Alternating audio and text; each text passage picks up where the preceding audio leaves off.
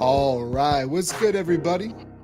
Welcome back to Chopping It Up with P. Scott. I'm Prescott Kelly. Today is Monday, June 19th. Happy June 19th, as always. I got my dude Dolo J of the Kicking It Dolo podcast will be live from Georgia. We got some sports and other things to talk about. You can catch Dolo J on Spotify and YouTube as well. I got so many questions for you, my dog. We went through some of these things in the pre-interview. Right. But I wanted to catch the real smoke during the live stuff. So Dolo J, multiple questions. Yes, sir. 1, the name. 2, why did you get in the podcast business? And 3, you told me you were a bandwagon Bills fan, dog. Guilty. I don't want to fly. I don't want to fly to Georgia, man. I don't want to do it, dog. I've been here since 1988. Wow. Yeah, it's a long time. Hey, that's longer than I've been alive, my boy. That hurts a little bit. Hey, my bad. No, look. I'm almost 40, dog. You can't hurt me any more than I've already been hurt. You don't have to worry about that. I got you. So yeah, where the name Dolo J come from, and what made you want to get into this, and why the Bills fan, bandwagon or not? Oh man, well the name Dolo J is gonna be real crazy when everybody finds this out. It's a term that we use, solo dolo, basically, which means to be by yourself. You know what I'm saying? So, my buddy, that every time my buddy Keith rolls out, his hashtag is always solo dolo every damn time. Because he by himself, one man army. So and he absolutely is. I'm gonna tag Keith in this too, by the way.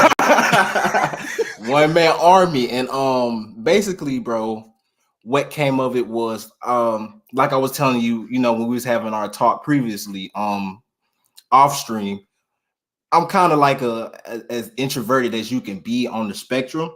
So I just figured that it would go together. I'm always by myself, and Jay is always what I've been called.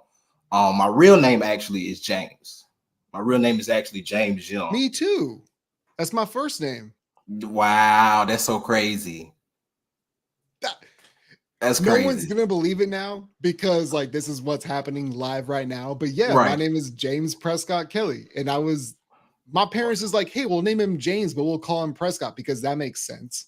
See, and my name is James, but they call me JJ because I'm named after my dad. So, gotcha. So it's not so much like a James and then a middle initial that coincide, but it's like a James Jr. basically. Is that how the JJ kind of? Okay, right. Gotcha. Just James Jr. That's where Dolo J came from, and podcasting. Well, see, when I was growing up as a kid, I always had a fascination for sports.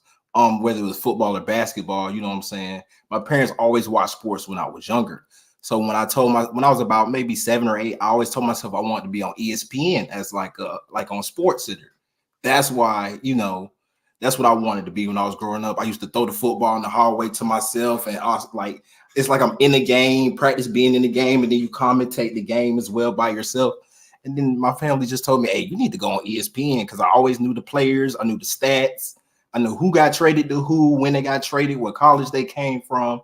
So I was just like, it was actually like during the pandemic 2020, I basically decided that I could actually do this podcasting thing. So that's where the podcasting thing came in.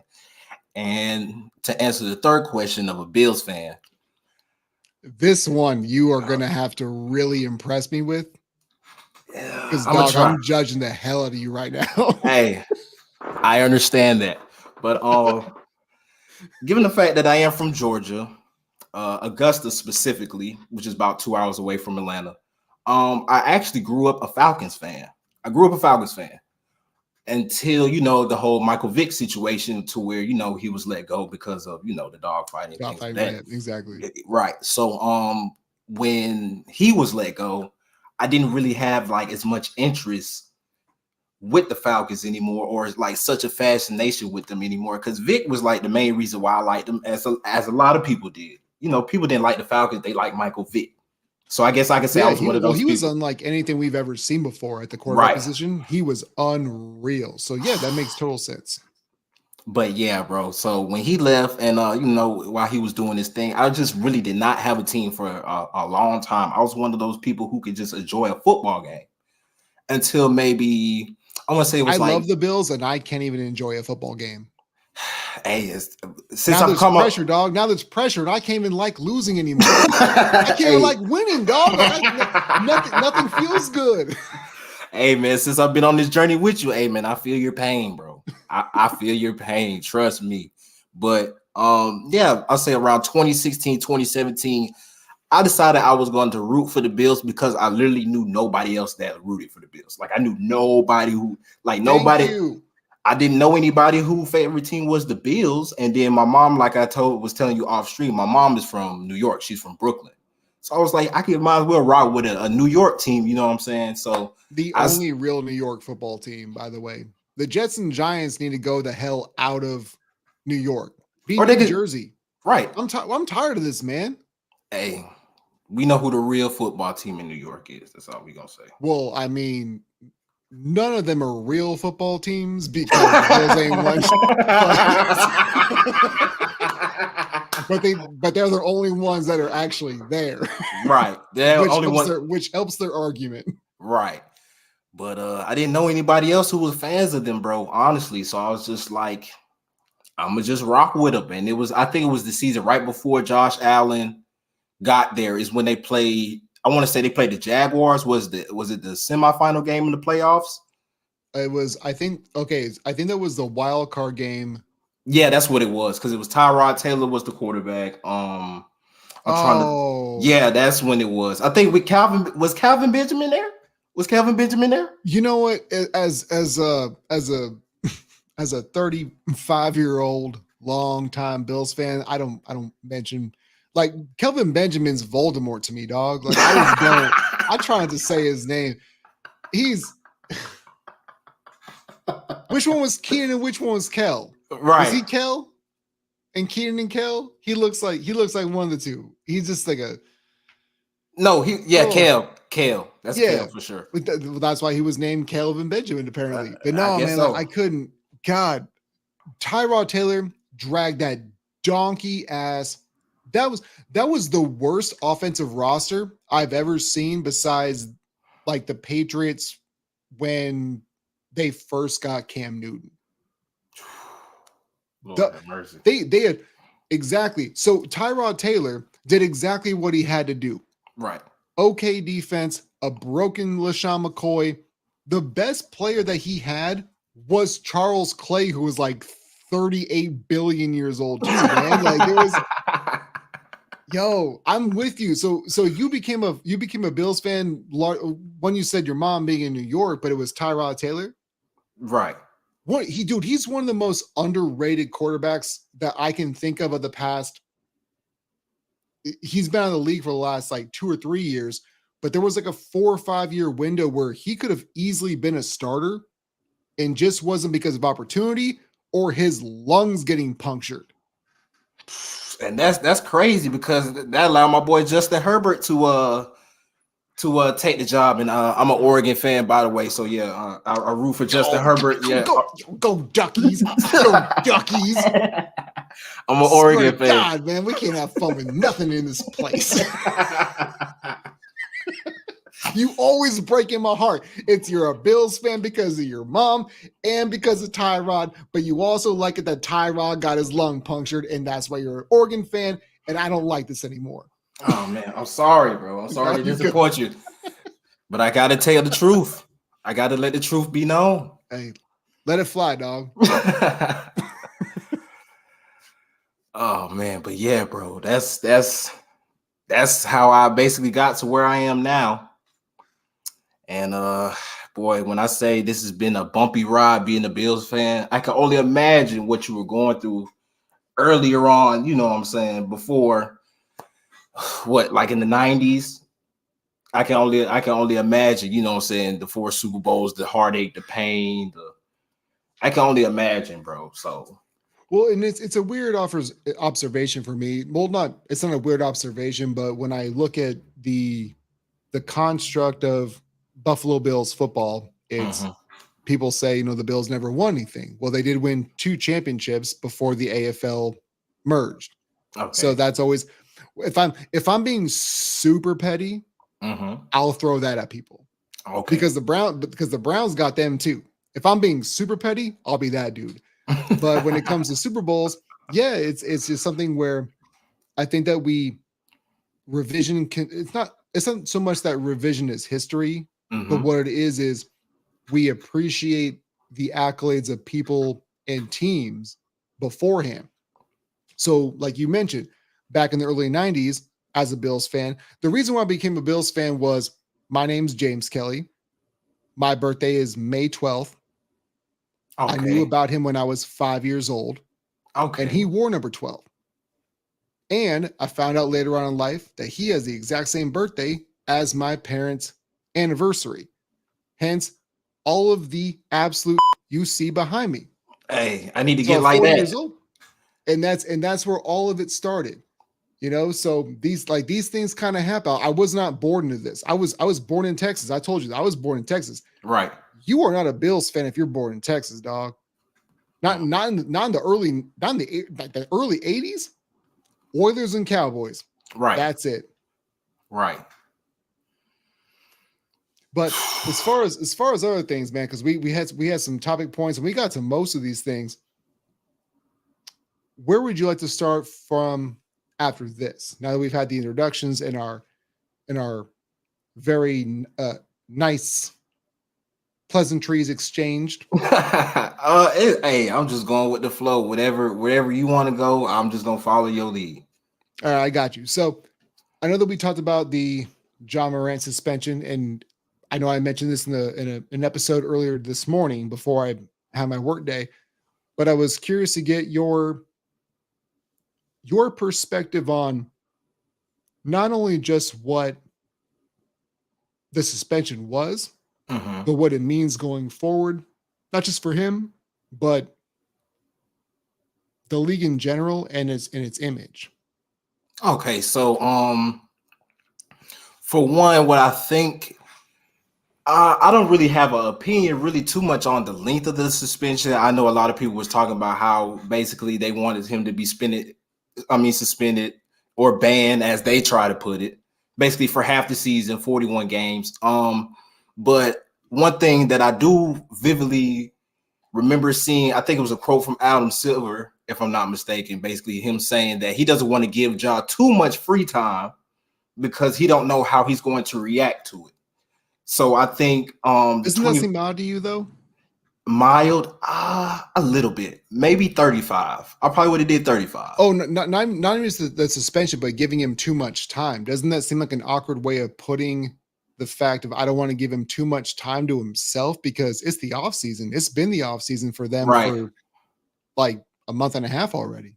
And you see what's happened. So I will understand why he would be scared again because, because when the incident happened, they were what, 2 weeks removed maybe from their last game? Well, if I remember, I think the original incident happened in was it May? Yeah, I want to say it was May. I think it was early May, and they were telling us, look, we'll figure it out. Right. Basically, like that's what Adam Silver was doing, and everybody else in between. And I've got I've had my exact thought process in Mm-hmm. this as far as we sometimes we just don't know who these guys are Right. as players. And but I also think about it. Did you hear the excuse that he used? Was it? I want to say it was along the lines of heavy drinking. Was it heavy drinking? Well, he had said that heavy drinking was the reason why he did these things, but he also said that, and this is what I didn't know this until today, and this is why my opinion has kind of changed on this view is I thought that he had flashed a gun once, Mm-hmm. then did it again, and I was like, well, you didn't learn anything. And then the second time around, he goes, oh, well, it's a lighter, which I didn't know that was part of the story. Have you heard that? Yes, I have. It was something like he recorded himself basically showing his family or something that he didn't have a gun and he was using it to light some candles, I believe. Right. So that was the point of him saying that. And again, I didn't know that until today. So that's why my view has changed. I'm not trying to flippy floppy. I got new information. Right. So with him saying it's a lighter, why do you have a gun looking lighter? Yeah, that's not especially given the importance of the situation of his previous incident. Right. I can understand how that it's just not a bright idea if we just being honest. It's not a bright idea. And personally, maybe, and I believe, I don't know which statement he made. I don't know if it was the first time or the second time in which he got in trouble, where he was like his decision making, he needs to work on his decision making. Right. So with that, I think he knows what he needs to do, but he just needs to, one, get around the right people, because I don't think he's around the right type of people. Honestly, I don't think he's around the right type of people. Two, It's such a tough situation he's in, man. right. Two, also he needs to figure out, okay, what can I do to improve my decision making? And there's no manual on that. So, that may take him a Not year. at all. It may take him a year or two. It may take him the rest of his life. So it's just trying to be patient, I guess. And I guess that's what the league is trying to do, is trying to be patient, given the fact that John Morant is one of their top players.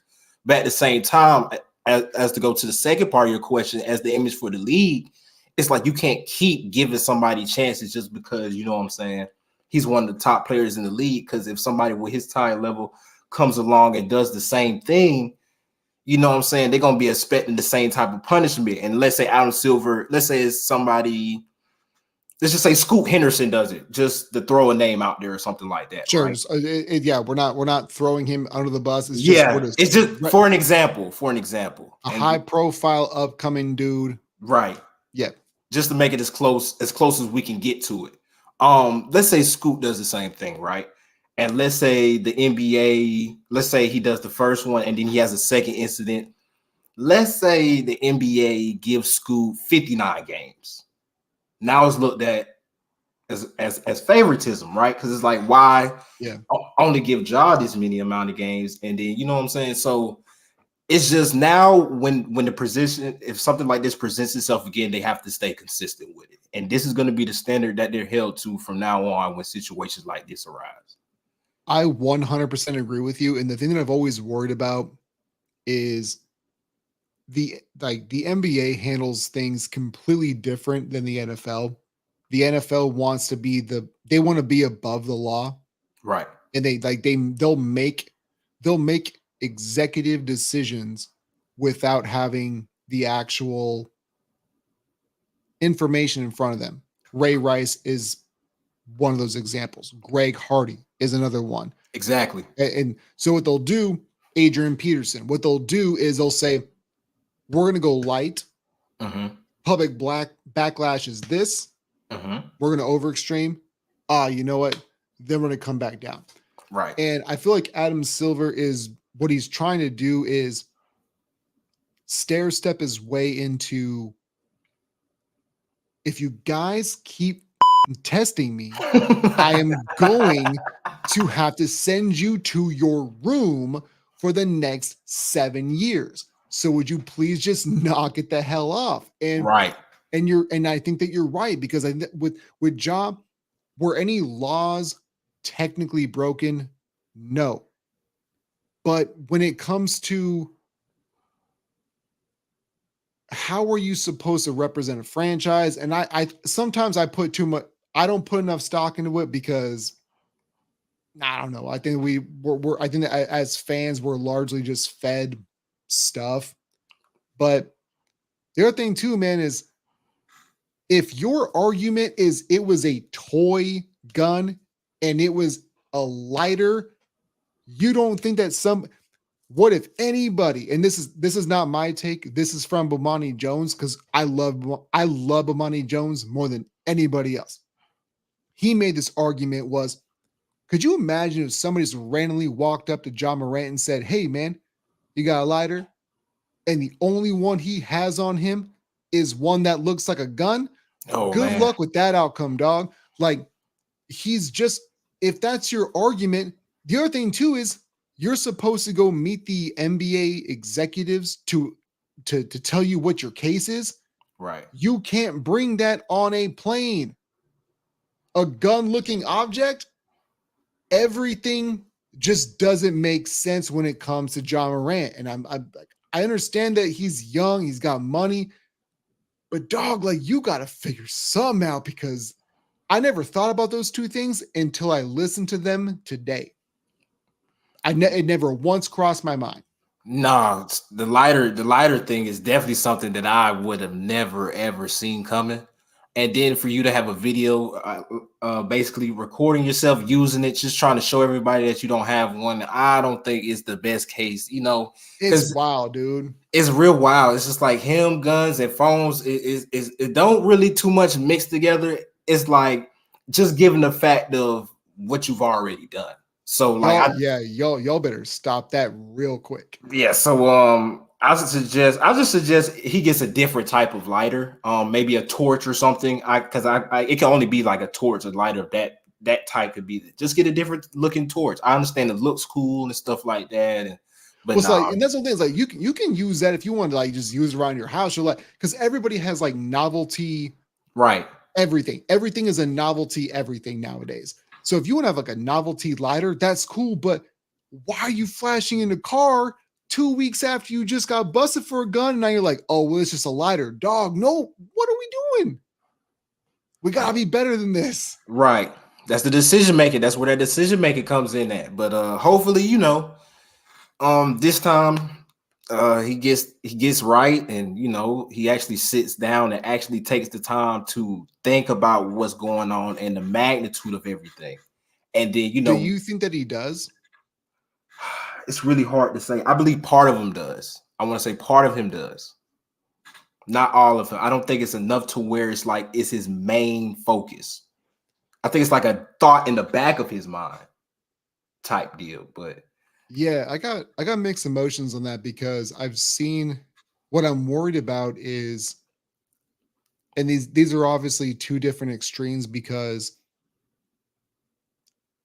Ben Simmons was using literally just mental health as a crutch. And as somebody who has to deal with their ADHD, OCD, mhm, insomnia every single day, I never want to downgrade anybody who has to deal with that. But right, also, you're not from here. right. Like, you're from Australia, dog. You, when it comes to Ja, what Mhm, I'm worried about is the fact that,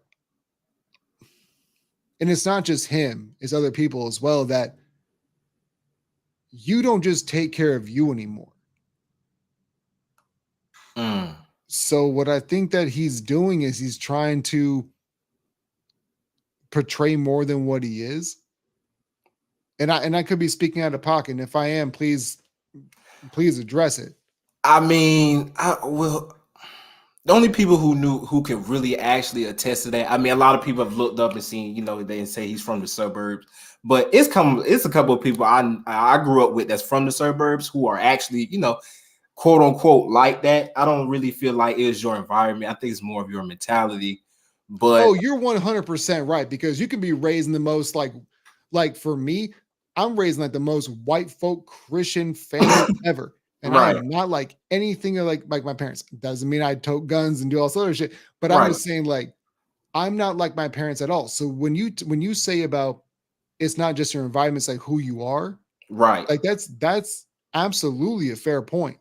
And then also with that, Ja could be having some sort of like, I don't want to throw nothing out there, because we don't really know people, but it could be partially an identity crisis. Like, given the fact that he is so young, yes, he's an NBA player, and a lot of people associate him with being an NBA player, but maybe Ja wants to be seen as more than that, and he may be just portraying that in the wrong way. Who really knows? So it's a lot to think about. Like when you really sit there and dive deep into it, it could be a multitude of things. But the only people who really know if he's really like that is his family, himself, and people he grew up around. So I think that's one of the awkward things too, though. I'll let you finish. no, go ahead, go ahead. What I was gonna say is like, remember when T Morant was a thing, Yeah. and when did he stop being a thing? Time frame wise, it's.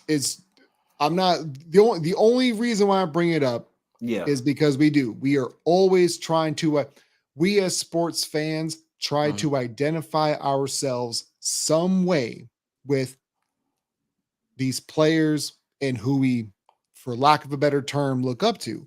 Right. And we used to hear from T all the time. We don't hear from him no more. We used to hear from LeVar all the time. We Right. don't anymore. Now that his son's knees blown out. Mate, it's maybe we as parents just need to chill the out and we just can't do this anymore. And it's hard for me because I don't know. Like, I'm not a professional athlete. I don't have a son who is, or Right. probably ever will be. But it's a tough one to kind of navigate through. Right, because and I think, and Shannon Sharp alluded to it. It's like it's hard for the parents to say something when the son is the breadwinner. It's hard when he's the reason why you're sitting courtside, why you're having all these expensive That's a flights. really good point. I didn't think about it that way. Yeah. Yeah, you know what I'm saying. He's the reason why you're shaking hands with the rappers and buying all these expensive clothes and things like that. So like Shannon said, basically, and I don't remember how. I think it was after this. Might have been after actually the first incident when he spoke to this. It's kind of hard to tell somebody, "Hey, what you doing is messing up," but then making sure you're able to do whatever you want to do. But like he said, it's just a fine line of basically like I understand being cool with your kids, because my father, he's, what I'm saying, I look at him as a friend, but he's, even though at my age he's still my parent at the end of the day. So it's just like finding a fine line of where, yeah, I can come to you about anything, but when I tell you something, you should know that this is for your best interest. And also and I don't know if he's saying anything to job behind the scenes, but Sure. Yeah. we don't know. But maybe as a family, what I'm saying, they just need to sit down and talk and, just try and navigate through this. Because John trying to navigate through this by himself is only going to lead to, in my opinion, him doing worse things and, making it worse on himself. He needs like a strong support system around him, people who just want to see his best interests at heart at the end of the day. No, and I 100% agree with that. The other thing too is, like I've mentioned this beforehand, is that when I look at the Memphis Grizzlies, it's not even just their roster that's young. Right. It feels to me that their ownership is young because Right. they have not taken care of these kids at all. If John wants to say something, especially after 2 or 3 failed attempts, just we got it. Keep it shut, dog. Like, we'll take care of it. That's our responsibility. Your job is to play basketball. We'll take care of you. Same thing with Dylan Brooks. Right. Like, it's a young team, and I understand that, but the immaturity also comes from the top with them not being able to just. I think that everything that we hear from coaches, owners, managers, regardless of what sport is Right. 100% dog, and it doesn't mean anything. But in the eyes of the fans, you got to say the right things at the right times. And what basically Memphis has done is said, you guys who are all 22, 23, 21, Go fend for yourselves. You guys got the millions. Go ahead and address the media. I'm sure that you have it covered. I'm sure that you guys know what you guys are talking about. And it just frustrates the absolute hell out of me because it's not just the kids who are playing ball. This organization has failed them from the top down, in my opinion. Right. And like you said, they are a young team. Who's the oldest player on there? Steven Adams? And I don't even think Steven It's Adams me. is It's me, dog. It's me. Let me find out you out there doing the catch and shoot threes, B. Let me find out you out there in the corner doing the catch and shoot threes. Yo, I tell you what, you know something about white guys who play hoops. We got that corner jumper, and that never leaves. Hey, man. But no, you're right. You're right. If I remember correctly, I think Steven Adams is the most tenured player, and he's 28. 29? Yeah, he's not even 30 yet. So like it's real hard. Which is wild because he looks like a goddamn pirate, and he has since he got in the league in 1988. Hey man, hey, Steve definitely looks older, very, very, very older than what he is for sure. It's the Momoa beard. Right. It's the Momoa beard. It's the stash. Can't forget the stash either. Yeah. That's what gets you them old years. Very wise looking. Yeah, a wise words from a decent man. Well, I'll tell you what, why don't we go and take about a quick 5-minute break? We'll be right back. Go ahead and refresh our beverages, relieve ourselves, and we'll be back in just about 5-6 minutes or so. Okay. After these messages, we'll be right back.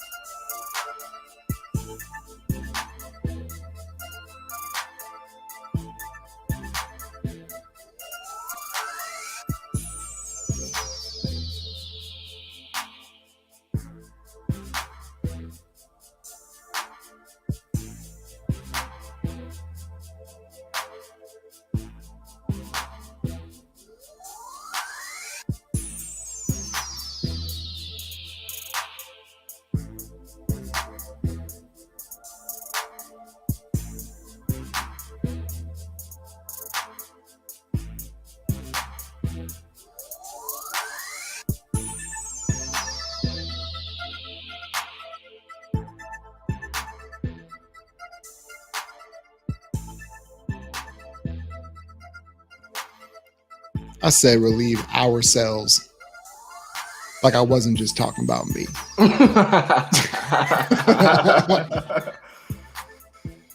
I didn't mean to drag Dolo J into that. Hey man, hey. Dog, it's just everybody got a piece sometime, dog. Like, I'm not trying to. I'm trying to be. It's 2023. We're trying to be inclusive. Right. That's what we're trying to do, man. Everybody's involved. Everybody's involved. Everybody's involved. So we spent quite a bit of time on John Morant. What would you like to go to next? We can talk about the AFC East. I guess we can go ahead and give them a for your Buffalo Bills. Nah, your Buffalo Bills. Your Buffalo Bills.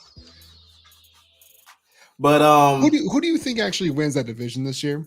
That's what I was gonna ask you. That's exactly what I was gonna ask you.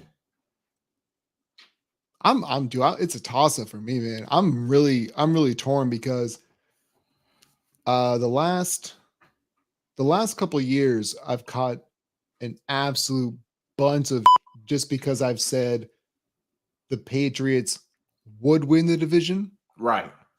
And it's not necessarily because I have anything to do with their offensive skill players or anything like that. It's just it's Bill Belichick and he always finds a way to win. Right. So that's always been kind of my thought process is they're going to win 9-10 games and they're going to be in competition. And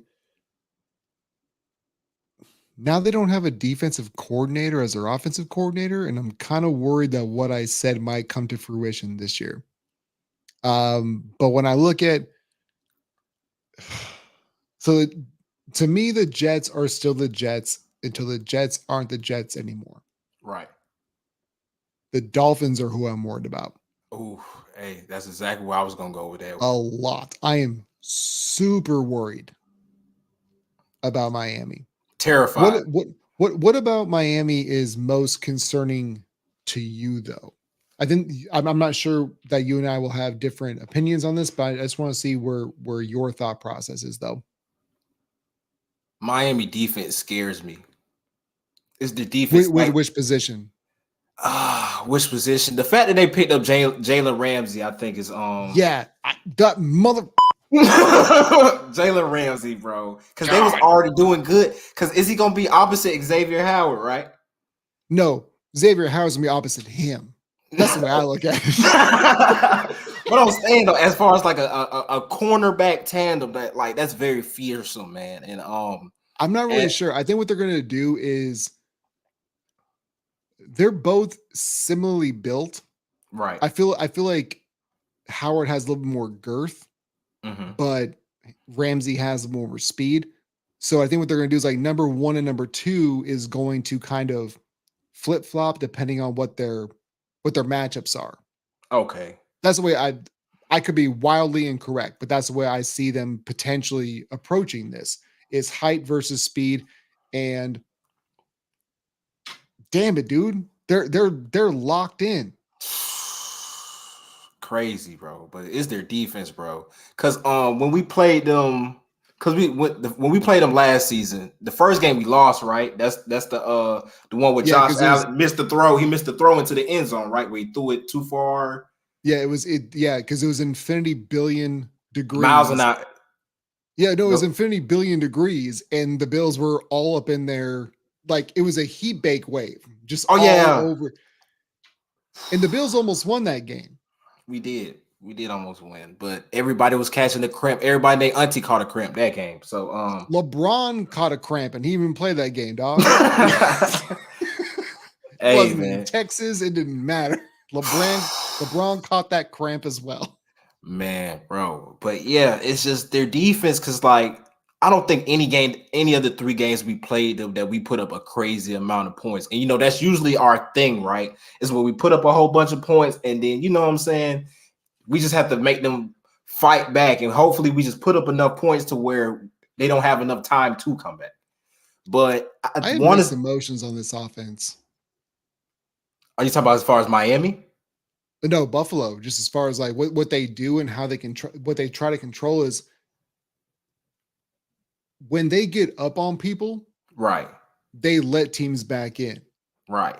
but they always have the ability to get back into games, which is why I don't consider Buffalo to be a Super Bowl favorite, but I consider them to be a team that could actually, once again, be a divisional or conference representing team in the AFC, is because the things that matter to me right now, it used to be run the ball, short yardage situations, and can you throw if you need to? Right. Now it's, can you put up 30 if you need to? Which the Bills can do. Right. Can you convert in 3rd and long if you need to? Which they can. But God damn it, man. Like Josh Allen, he's too inconsistent for me. Right. Understandable. And one thing, and you alluded to this in your podcast, and I did in mine as well, is the fact of, bro, we do not, when we're up, we don't run the ball with our running back. With our running back. But they don't. With our running back. So it's just like, why do we have a running back if we're not going to run the ball? If you're up 21 points. Do you keep drafting him in the 2nd round if you're not going to use him or get Exactly. And it's just like, is what I tell my friends, like when we lose to the Kansas Cities and to the Cincinnatis and stuff like that, it's due to the fact that we're running the ball with Josh Allen and making him be Superman, when we could just, some plays, we need a running back we could give a good 15, 20 carries to a game, alleviate some of the pressure off Josh Allen. And go ahead. The problem to me is, like, it's not that they don't have them. They don't utilize them. They don't utilize them. Devin Singletary is now in Houston, and guess what? Houston might win the AFC South this year. Really? Not because of Devin Singletary. I'm not trying to be that hyperbolic. I'm not trying to say that just because they got Devin Singletary. Right. But they got some dudes this year in the offseason.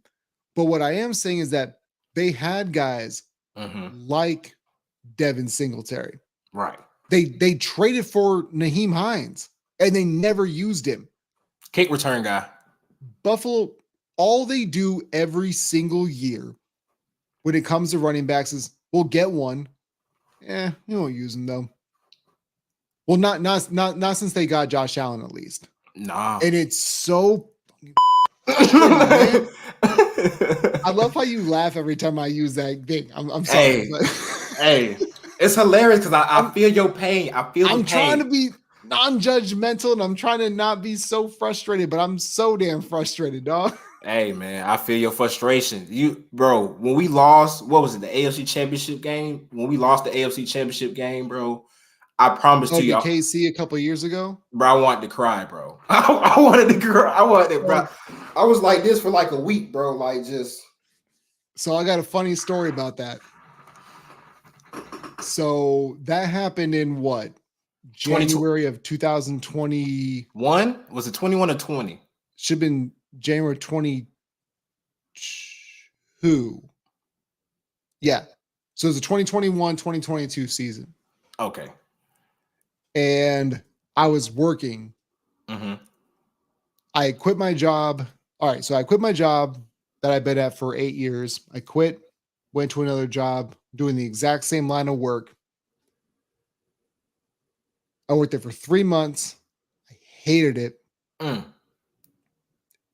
Then that game happened. And I quit my job 8 hours later. Too much frustration, too much pain and anger built up.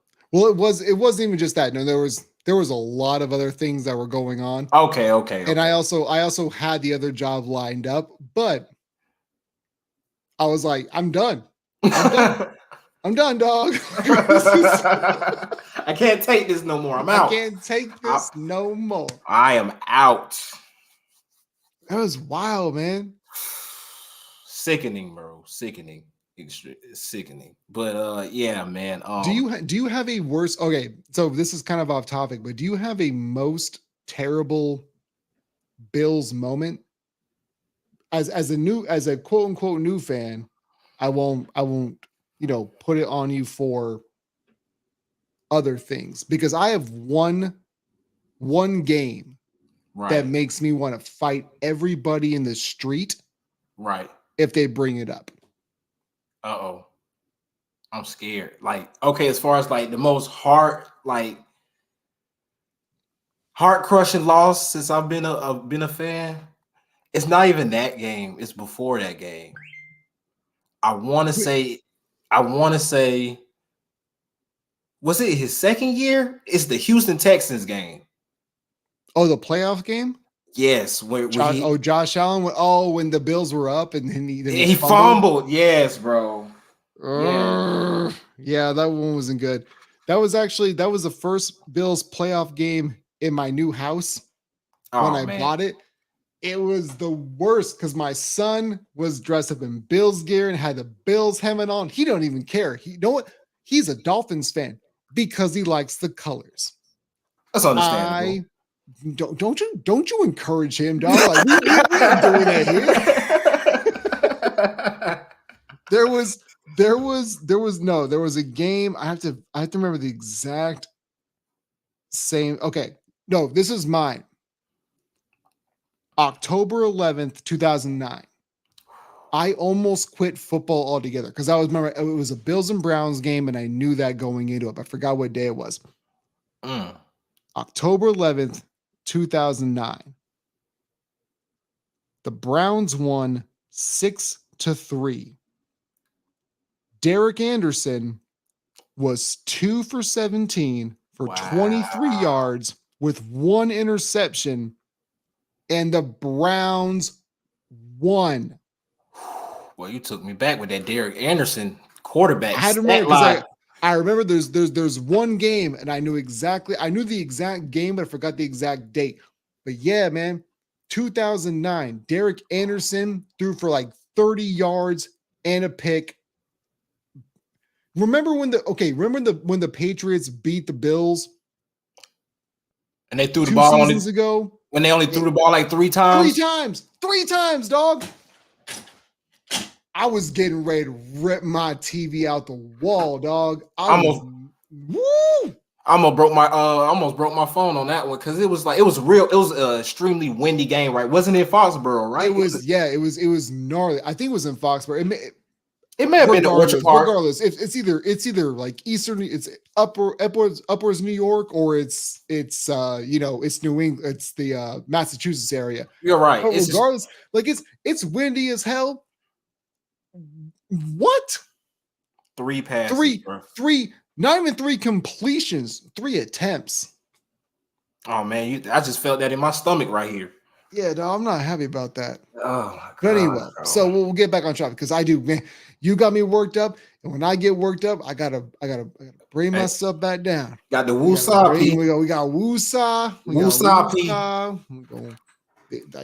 These things can't feel them, but we gonna get it. So, but you're kind of with me, like you're worried about Miami, right? Yeah, because the Jets, I call them the Green Bay Jets, since a lot of people come from Green Bay, Green Bay over there. So until further notice, they are the Green Bay Jets to me. That's what I am. That's what I'm calling the Green Bay Jackers. Hey, trademark that. I'm about to. Hey, make a shirt. I guarantee you, millions. You're right, just like Cam would do with Superman. Every time they score a touchdown, one of the players should do that. Every time they score a touchdown, just put it out like, Green Bay Jackers. Yeah, dog. Green Bay Jackers. Aaron Rodgers, that's you right there. That's your touchdown celebration. We got you. You got to pay us for any more, though. You know what I'm saying? We need some compensation. Just like if Jimmy Butler wants any more compensation for that coffee he wants to do. You want a big head? Right, we got to get paid for that. Got to get paid for that, dog. But yeah, man. New England, it's gonna be real interesting to see what they do. Because to be honest, I think the Jets are going to be last in the division. It went really. Yes, I really do. I believe they're going to be last. I don't really think that you're wrong though. Yeah, I don't think they're going to be like what 4-13 or nothing like that. I'm not saying that. Sure. But depending on what the Patriots do, because I'm pretty sure you're aware of this. They've been trying to get D-Hop. So everybody's trying to get that's the whole thing is like when it comes to trade talks or free agency, when it comes to football and NBA, Everybody is like, there's a rumor that everybody's trying to get everybody. Right. So if they just so happen to land him, I believe that will help Mac Jones a lot. But we also know But that do you think that's going to help DeAndre? Oh man, Playing with Mac? You stumped me on that one. You stumped that.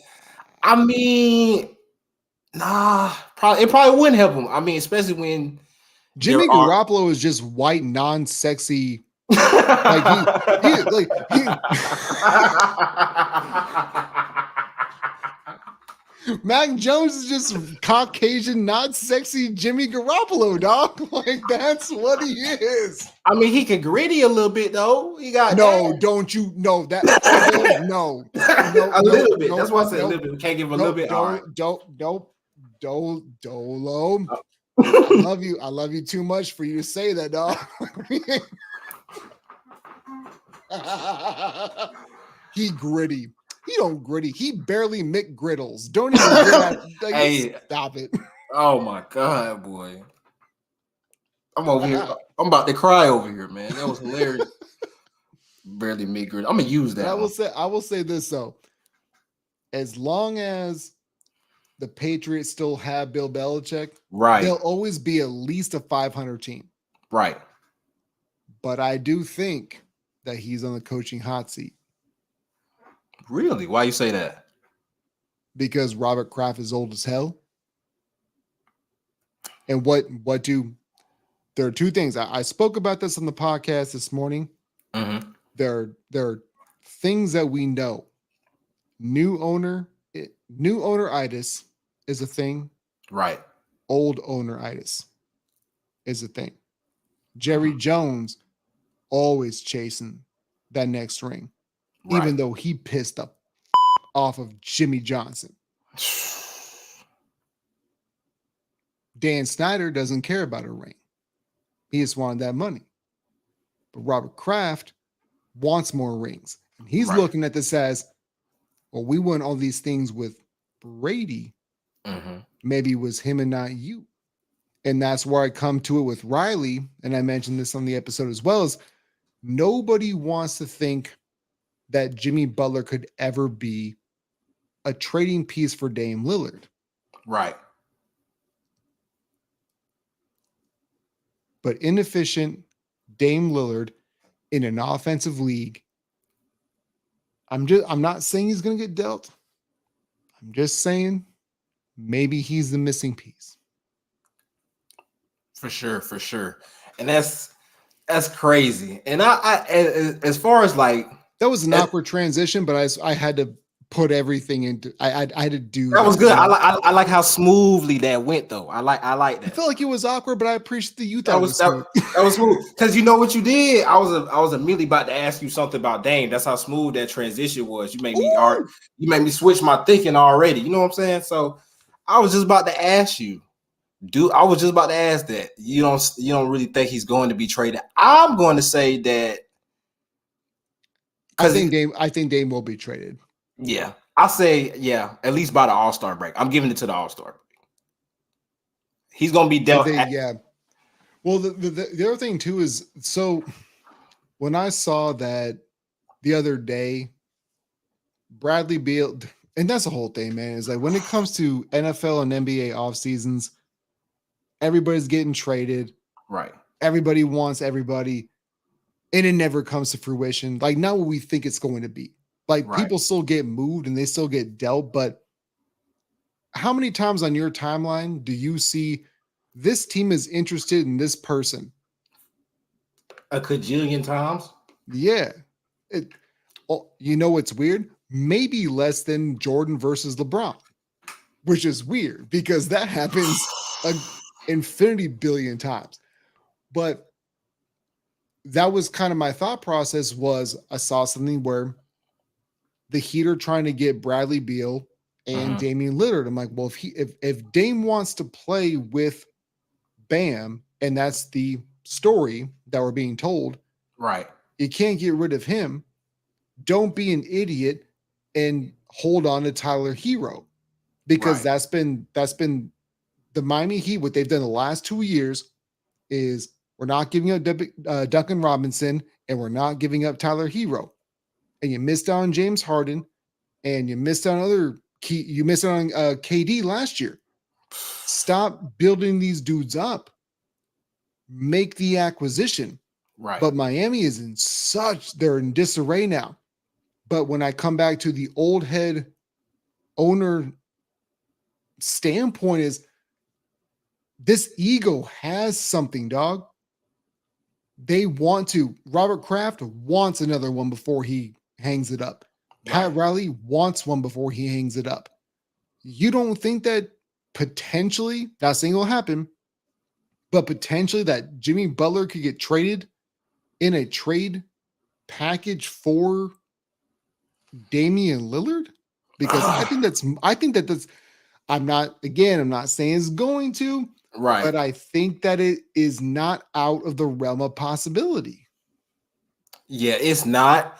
And the only thing I would be opposed to doing that is if you do get rid of Jimmy, then who are really your perimeter defenders? Like who's really gonna, guard ball? Because Bam is 6'9" and he can guard ball, but he's usually plays as center. So yeah, but he's a switchable defender, yeah. But so like who's gonna be your top perimeter defender? Gabe Vincent, not trying to knock on him or anything like that. No. I wouldn't see him as being anybody's, you guard him. You got KD tonight, and this is who you taking. You know what I'm saying? I wouldn't put Gabe Vincent in there. Yeah. They all cooked. Like ramen noodles on 7 minutes, cooked. Cooked. I'm telling you. Egg or no eggs. You're done, son. So they got to keep Jimmy just even for that perimeter presence on the defensive end because he's their best perimeter defender. Everybody knows that. And back to your Belichick point, I could understand how he could be on the hot seat because Brady. I went on 40 different tangents. I do the same thing. My ADHD went off the rails, and I completely blindsided you, and I just completely wrecked whatever you want to do. That is my bad, dog. You good? I'm ready. I'll go wherever the top is going and flowing to. That's where I go. But I just want to make sure I answer everything. You're a better man than I am. I just want to make sure I answer everything that you asked or everything I asked you. But as far as like Belichick being on the hot seat, I could understand that because Brady won one without him. So it's easy to say that is it Tom? But that offensive firepower was ridiculous, bro, and the defense. So I've always made that argument too. Is like Tampa. Every NFL team thinks that they're one quarterback away. Tampa was 130 for 30 special away from getting a Super Bowl because, God, man, it's just Winston threw like 30 TDs and 30 picks. Just get rid of that, dude. Eliminate the turnovers, and that's what they did. I wouldn't even say that. If he just throws 15 less interceptions, they make the playoffs. You high 15 less. If he just throws 15 less interceptions, if he don't give the ball away 15 less times, they're in the playoffs, bro. I was going to say if he doesn't throw 15 less interceptions, they're going to win the Super Bowl. Because that's crazy. Because he had like 30 TDs and 30 interceptions. It just the NFL is so what they want to do is be very I'm the word that I'm looking for is eluding me, but they're very not predictable, but they're protective. Okay. They're always protective. Protective football at all costs. Right. Don't stretch the ball down the field. And when Brady first got to Tampa, they wanted to stretch the field because that's what Bruce Arians wanted to do. Right. And then once they switched the actual offensive philosophy to what Brady wanted to do, they rattled off like 7 wins in a row and a Super Bowl. Yeah. So that is crazy. But Jameis, He's a case, but they did, and what they were 7-9 the year before Brady got there, if I'm not mistaken. I want to say they were like 7-9 or something like that. I think so. I think you're right on that. Yeah, I think they were 7-9. So I can understand why Robert Kraft may think, yeah, it might be Brady and not Belichick is the reason why we won all these Super Bowls, because Brady went and did it somewhere else. Granted, he did have a heck of a team. He knew where to go. He knew where to go. And he was did. able to He picked his spot specifically, and he calculated it perfectly. right. Great defense, great wide receivers, good running back. They just drafted a good O-line. And then he brought Gronk with him. He brought his face. He brought Gronk with him. What else do you need? What else do you need? There's nothing else. You couldn't have drew up a team any better for Tom Brady other than what the Tampa Bay Buccaneers had. So I could understand that.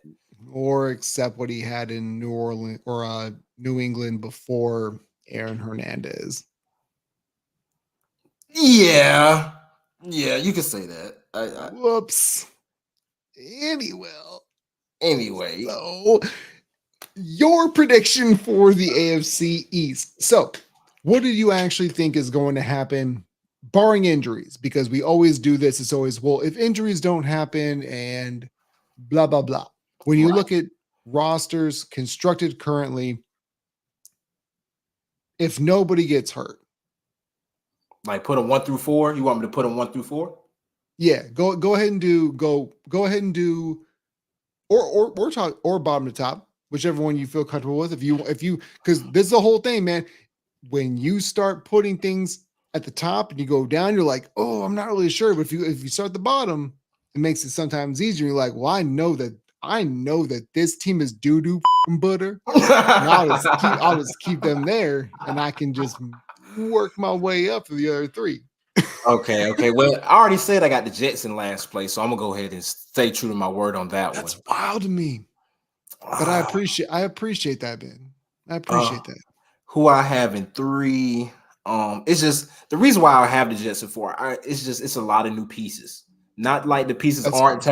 It's a lot of new pieces, so I know it's gonna take time for the chemistry and things that And Aaron Rodgers has his own. I think he has his own like cadences and stuff like that. So I feel like the offense is gonna have to get used to things of that nature. So it never threw you off to the fact that he was like, I hate working with young wide receivers, and then he wanted to go to the youngest wide receiving core in the NFL.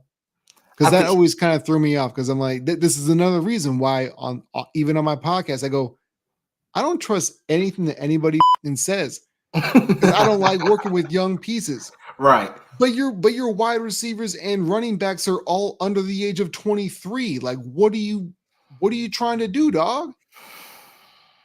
I don't know. I think it was just, I don't know. I think it's manipulative. Right, but I think it's certain young receivers that he would like to play with. I think it might have been a situation where is it Garrett Wilson? The young Wilson, yeah. Garrett Wilson out of Ohio State. I think it's something where he possibly seen how he played and how he approached the game, and going to his process. Who knows what Aaron Rodgers' thought process was like? That's a really good point, because nobody knows what he's thinking. Yeah, so like, who knows what he thought about? He probably looked at Garrett Wilson and be like, he reminds me a lot of probably how Devontae was. Not saying right. So he probably was like, I can see a little Devontae and Garrett Wilson. I know I don't see no Devontae over here what Green Bay got going on. And plus, they don't really want me over here no more anyway. So I'm gonna just go over here and see what Garrett got going on. And also, I think he also has a what's the word? I don't want to use the wrong word. A fondness, I would say, for affinity for Sauce. Him and Sauce is like real buddy now since they. Well, they got really buddy the moment that Rodgers got to the Jets, and once but the thing that always irritates me, and it's not so much just Aaron Rodgers, it's anybody. All right, so you know who Jair Alexander is, right? Yeah, corner for the Packers. Right, said that Jordan Love is the best quarterback in the NFL. Spoiler alert, no, he's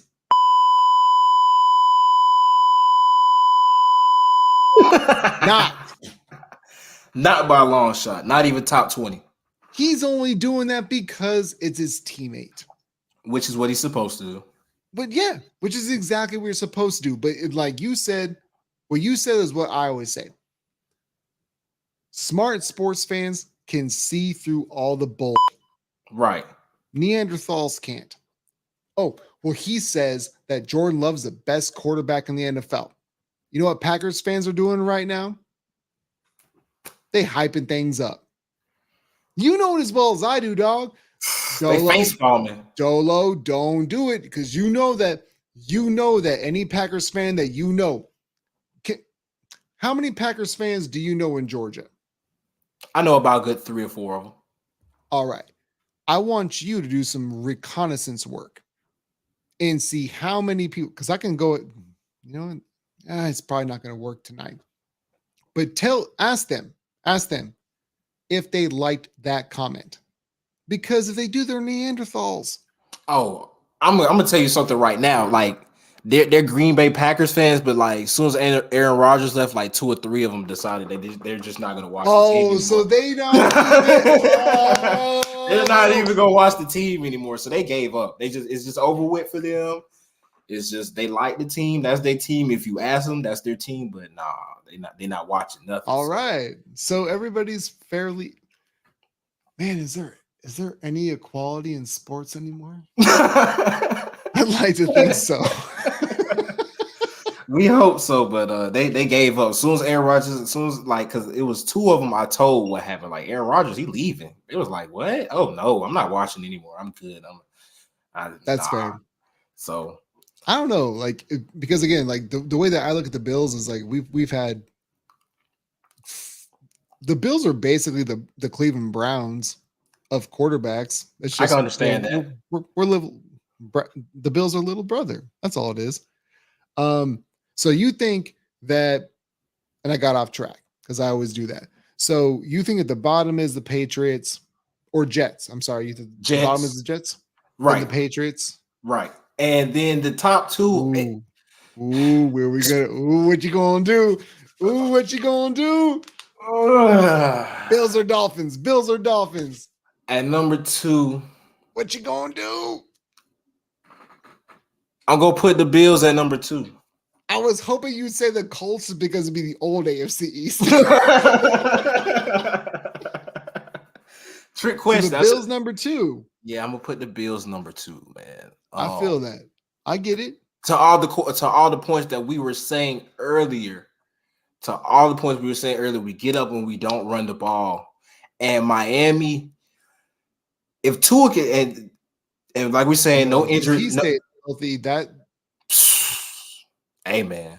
And then I think he put some weight on. Didn't he gain some? I think he put some muscle on. If I'm not mistaken, he looked girthy. Right. Not even just besides the jiu-jitsu with his falling because of his concussions. Hey man, you gotta learn how to protect yourself at any means possible.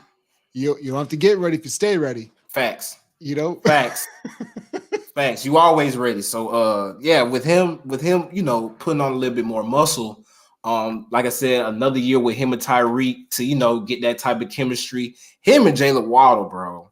Them 2 guys, right? Dude, that's where I'm getting at is that my frustration with Buffalo is that what they're doing is they're following what Sean McDermott wants to do, right, which is defense. So they signed Ed Oliver to a huge extension. Right. Not worthy of it. Leonard Floyd, I'm good with that. It's a 1-year deal. Okay, totally good with it. Understandable. Von Miller coming off an injury, but the Bills had a top 8 pass rush when Von Miller was on the field before he got injured. Right. Why did you spend $65 million on Ed Oliver? That irritates the absolute out of me, dog. Like, I'm so irritated about that because what they needed was a linebacker because I know they drafted a linebacker, but Tremaine Edmonds, the heart and soul. Well, to me, when it comes to linebacking core, I believe that Matt Milano is, but regardless, like Tremaine Edmonds there's no linebacker faster side to side. I don't Right. believe. Maybe Devin White side to side than Tremaine Edmonds. And Chicago's dude. Chicago might win the NFC North this year. Right. It might too, and they might, because I'm just gonna say this, I have no faith in Kirk Cousins. I have never been a Kirk Cousins fan. Well, they won the NFC North this year.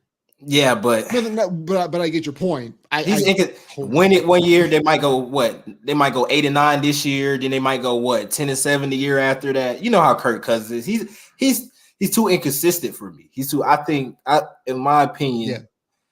But I think I want to say you said this in one of your podcasts too, and I'm so glad that we got a chance to talk, because we think similarly when it comes to certain things like this. He's good enough to where you won't get a top 5 pick, but he's not bad enough where you really, really want to move on from him. Like, he's not that bad, but he's average.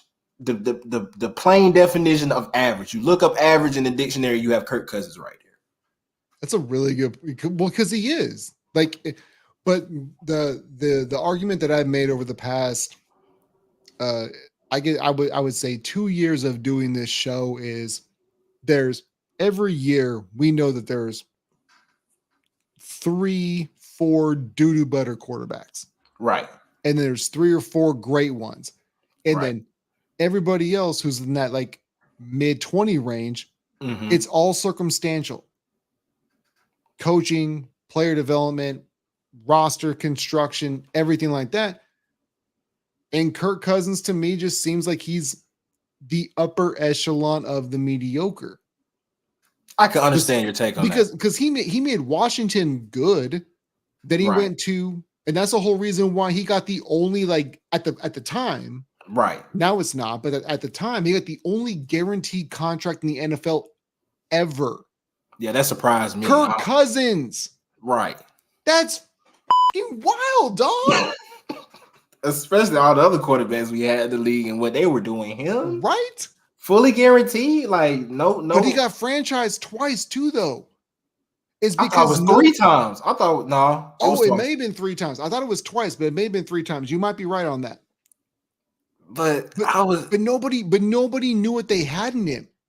And the only reason why he got paid what he got paid at that time was we got Case Keenum.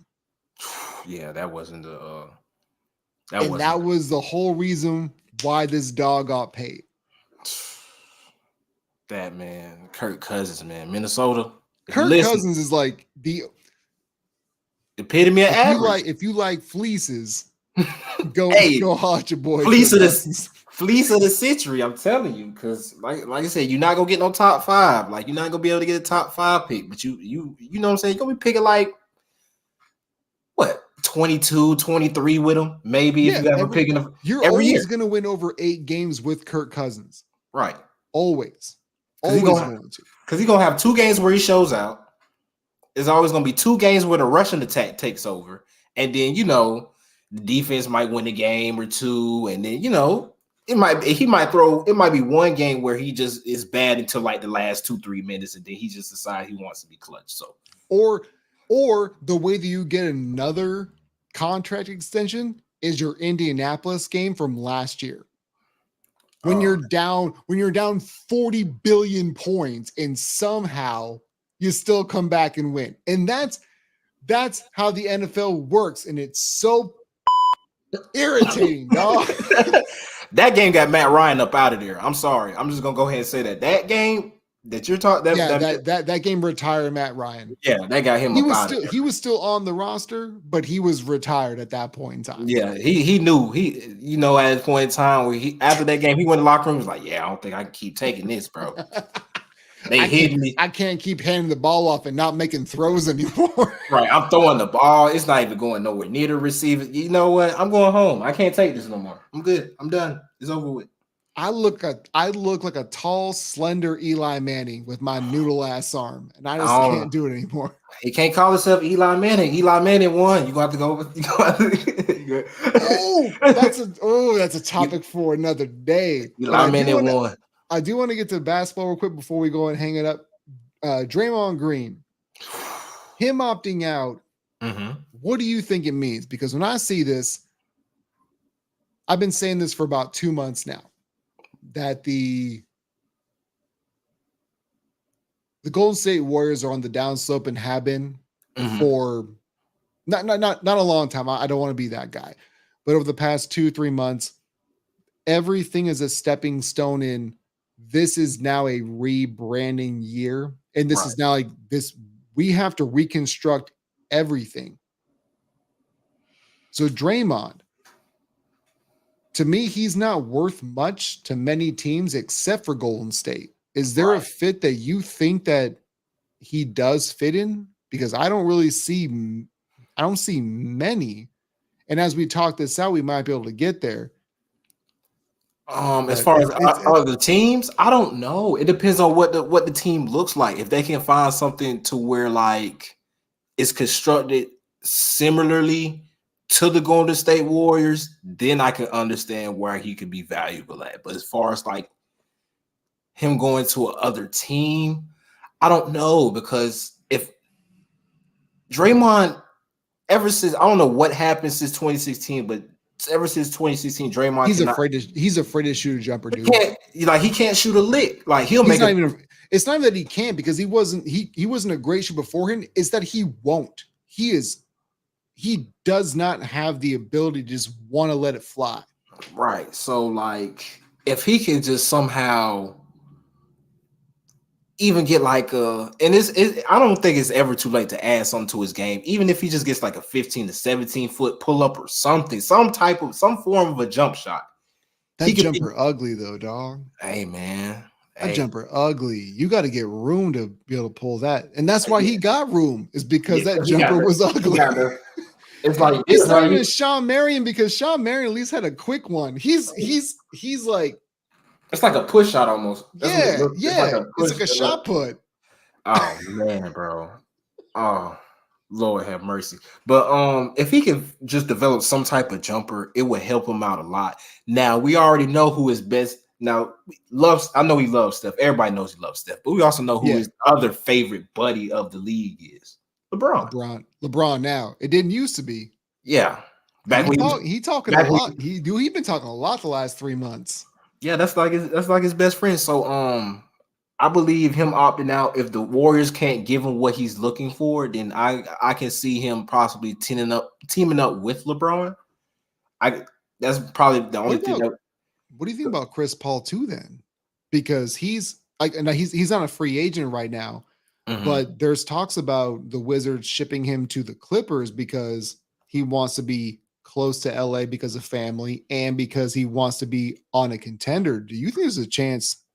Sorry, I didn't mean to cut you off, but like, no, go ahead. Do you think there's a chance that both we've seen the memes, but is there a chance in your eyes that Draymond as a free agent goes there and somehow CP3 gets pushed to the Lakers as well? Because that would be bonkers. That would be crazy. Well, one, I'm a Clippers fan, so I'm gonna say I don't know. So you want him to go to Lakers because of his old ass and just get out of there. I mean, we got enough room, but get out of here. We got enough injury-prone players as it is, bro. Like, I don't mean to be rude. Right. We got enough injury-prone players as it is, bro. So like, him, Kawhi, and PG, it looks terrific on paper. On paper, it looks terrific. It's what we've been needing for some time. A pure playmaker.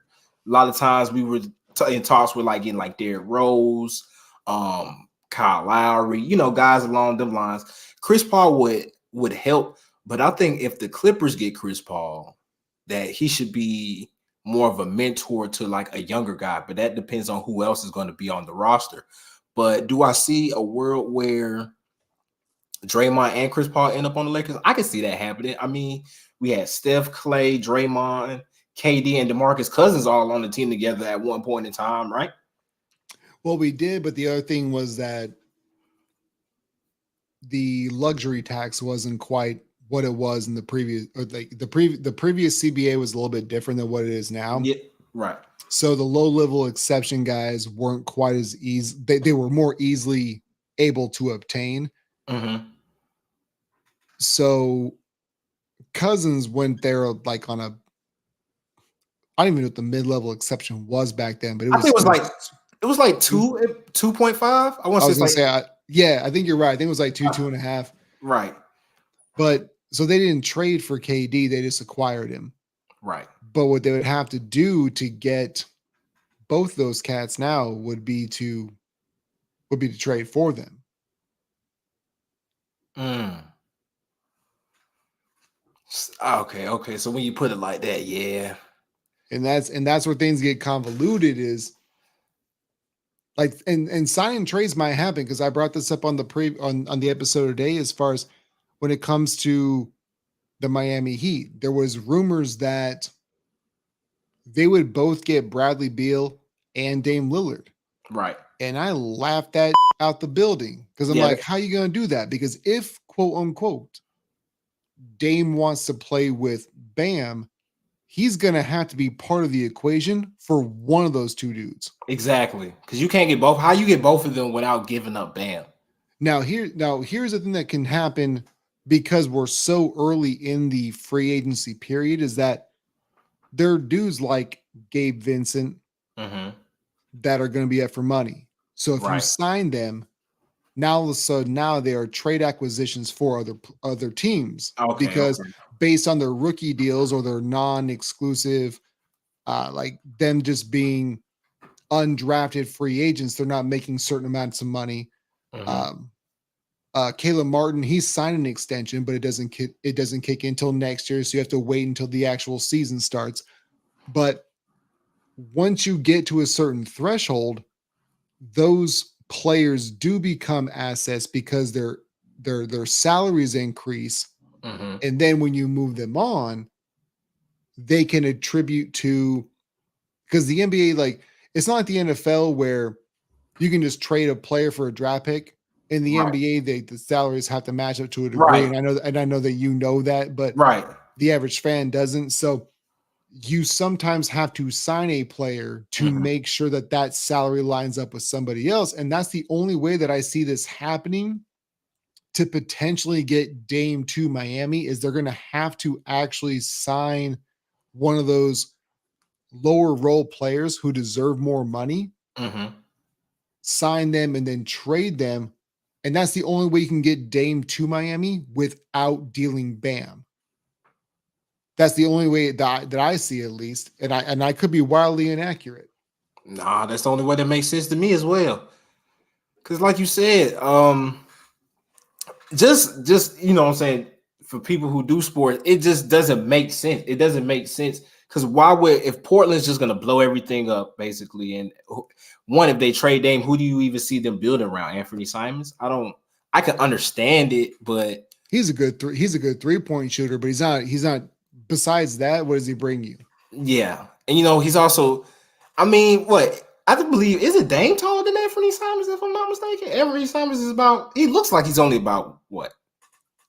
I don't know because I've seen both dudes play, but Right. I feel like every time I've seen them both play, it's not together, and I feel like One is I've always hurt. One is always hurt. one of exactly, and I feel like every time I watch either one of them play, Anthony Simon seems taller. I feel like he's like 2 or 3 inches taller than Dame. I could be, and maybe it's just because he's skinnier, and I'm I just don't not. know. He looks thinner, but he looks thinner and taller, but I'm just not really sure. But yeah, he's kind of like, I don't know. I don't really see him as a franchise cornerstone to say. Oh, Anthony Simons. Yeah, I don't see it. I could be wrong. You know what I'm I don't saying? really either, but that's why they're dangling them Yeah, draft that picks. yeah, because but they said, then they also said they're not trying to give up the third overall pick no more. They're only trying to get rid of the 23rd pick, which is how you Yeah, gonna give Dame some real help if you don't yeah. give, you got to give up that third pick. You got to give it. If you trying to move Dame, you got to move that third. Right. If you're not trying to move Dame, you can move the 23rd. But that is not look. Even though he's older, and we both know that he's a great shooter, great playmaker. these aren't how professional sports trades work. You don't give up somebody of damn for the number 3 pick who might completely flame out. Right. We don't know. So for them saying we'll give you the 23rd, Yeah. it's always weird because Jokic, 2nd round pick. Right. Kawhi was the 15th overall pick. You know, we get some of these dudes who are some of the all-time greats who aren't top 3 guys. But in the NBA, more often than not, those top 10 dudes make rosters and make MVPs. Jokic was the first person who was not a 2nd round or not a 1st round pick to ever win MVP ever. Ever. And the league's been around for goddamn ever. So it's really tough to tell. I think the further that we get along in the progression of professional sports or professional basketball, at least, that we'll stop putting this boundary on needing to get to the lottery pick. Right. Because we've seen so many good players. Giannis wasn't a lottery pick at all. I think we're getting to a point where the 23rd one, you start to get a little bit hesitant. But I mean, it could still work though. It could, but I don't know, man. I don't know. It's gonna be real interesting to see how that plays out. It's gonna be real interesting to see how that. You think Webby goes to number 48? No. No. If he's not drafted 1st overall, it was a malfunction at the draft thing. They read the wrong card. They picked up the wrong card. Steve Harvey basically read like the wrong Miss America. Like right. It's one of them situations. Yeah, he got the wrong card. Because you seeing it? They got billboards. Dudes already getting the haircuts with him in the back. He sent a jersey in France that had like his jersey all over it already. There's no way he doesn't go number 1. Right. There's no way. No way at all. He doesn't go number 1. Now when you get the 2 through, you know what I'm saying, 2 through 60, that's way man, maybe number 2. We know we got a good idea. Scoot's probably gonna go. Yeah, Scoot's probably gonna go number 2. Yeah. And what you think? Who you think is going 3? Man, I don't know. I don't watch a whole lot of college basketball to really know, or even like G League or Ignite League or whatever's going on. Because I don't know. I know. All I know is I saw Victor Wembanyama shoot a 3, miss it, take a 2 steps to the free throw line and dunk it, and I was like, all right, well that dude's number 1 overall pick. I don't think there's much left to say. He playing on the Nerf hoop. That's what he doing. He's playing on the Nerf hoop. That was me at 8 years old dunking in my bathroom. Right. Like, right. You shoot it. Oh, off the rebound and 1. Yo, there wasn't one cat alive in our age group that wasn't yelling and 1 after everything. I did it in the driveway. I used to even have like a little basket. And for your dirty clothes. Yeah, I'll take a little ball. That Kobe fade, I had that Kobe MJ fade P. I had it down pat. I'm telling you, that fade and 1 for the win every time, bro. So everything, bro. So everything was and 1 and for the win. Right. There was no other situation. You don't practice when the game just started. I don't know why as kids we never practice. Oh, the game just started and such scores the first basket. It's always for the win. Yo, that's actually a really good point. We never do that. We never go and the tip off. Did I win it? Right. No, this is an NBA jam. We don't give a like what. Corner 3. Corner 3. that Larry Bird like kind of fadeaway. Oh, I hate you because that wasn't even NBA Jam. That was some other wild ass video game before NBA Jam. But you're right, corner 3. I got that. Oh man, I got that from Family Guy. Remember that episode where who is he playing? Tell you what, I'm Bo Jackson. You're cheating. It's the same thing in the corner 3. I think he was playing Cleveland. He was like, all right, Peter, I'll play you, but no corner 3s. All right, Cleveland, I won't do it. As soon as Peter get the ball, corner 3. That's the first thing. Y'all cheating, Peter. We don't do that here.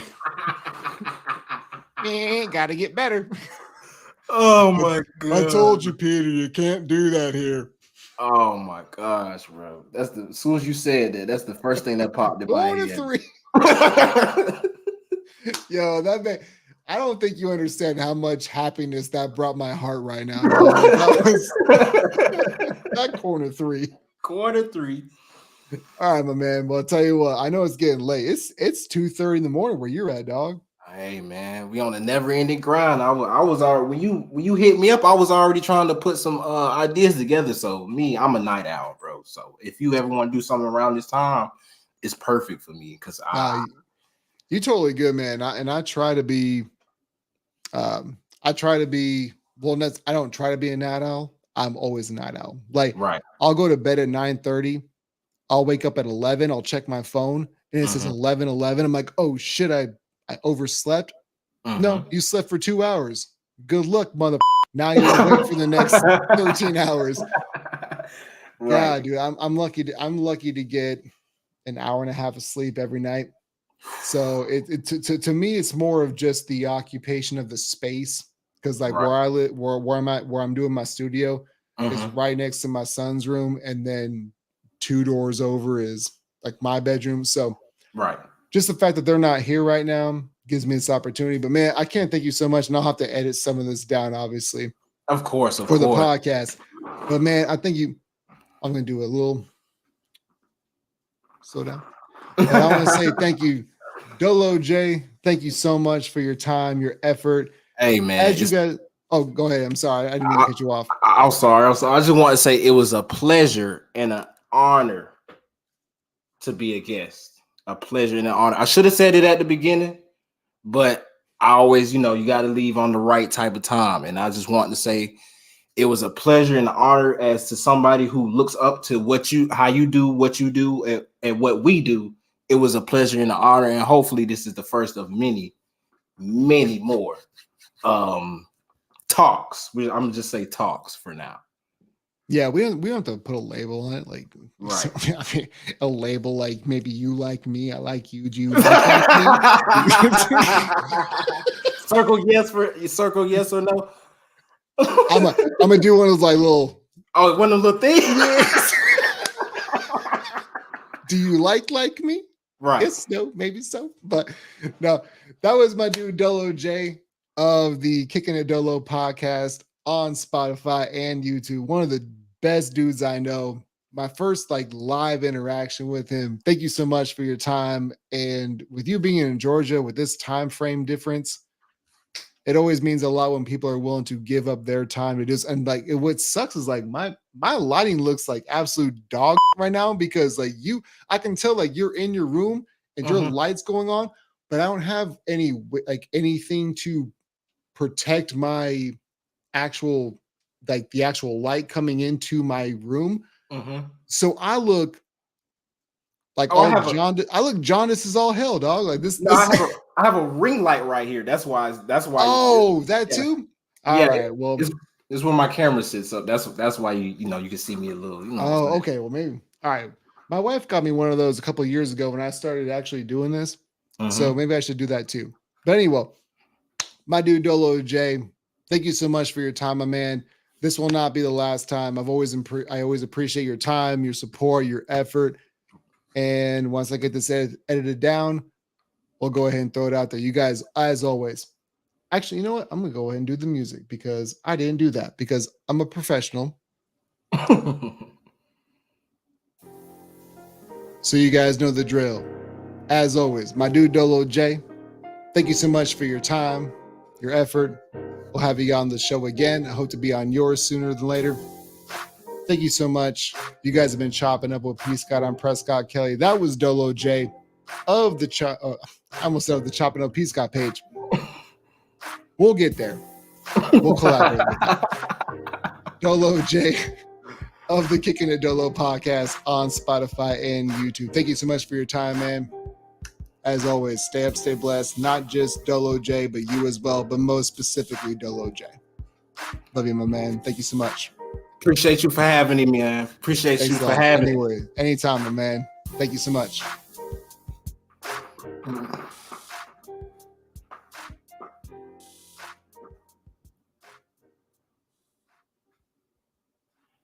I can just keep the music going because you vibing. So we can.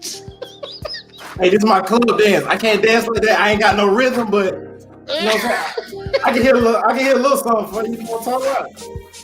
Or, all right.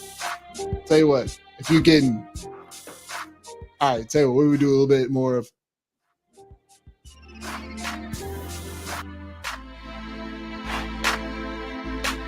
Hey, boy. Hey, hold on. I still alive. I don't care. Hey, man, I can't be showing them dance moves. Hey, got me for the Dougie in here, P. I ain't Dougie in so long. I don't even know why I still got it. You know what I'm talking about? You know? Yo, this is courtesy actually of my dude JJ. I used to DJ back when I was like in my early to mid 20s. Yeah. And there's not a whole lot of, hip hop here in Alaska. But between me DJing and these guys called UTN, the acronym was Unite the North. Okay. So all the instrumentals that you hear are from my dude JJ. Oh man. Yeah, so like I give him his shout outs and I paid him for his stuff because if it wasn't for him, I wouldn't have this dope ass intro music. Hey, it's dope. I love it. Every time I listen to your podcast, bro, I do the same move. The same move I was doing. We get it. The same move. We gonna call this the T-Rex. It's the T-Rex, you know what I'm saying? The T-Rex. That Chris Bosh T-Rex. Chris Bosh T-Rex. Yeah, a little short arm action. You know what I'm talking about? Short arm action. All right, my man. I should have ended this live stream like 15 minutes ago. But don't worry about it. Here we are. I'll edit it down. Anyway, thank you so much for your time, Dolo J. I'll talk to you on the next one. Always stay up, stay blessed, my man. Thank you so much for your time. Thank you.